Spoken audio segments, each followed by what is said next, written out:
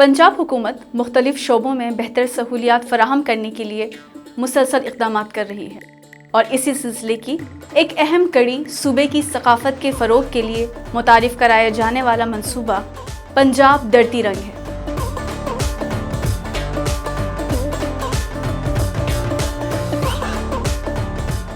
ज़राए के मुताबिक इस मंसूबे को आइंदा बजट में शामिल किया जाएगा, जिसके लिए तकरीबन 3 अरब रुपए मुख्तस किए जाएंगे और इसे आइंदा 3 सालों में मुकम्मल किया जाएगा। इस इनिशिएटिव के तहत हर ज़िले में कल्चरल कम्युनिटीज़ कायम की जाएंगी, जो मुकामी सतह पर सकाफ़ती सरगर्मियों को मुनज़्ज़म और फ़रोग़ देंगे।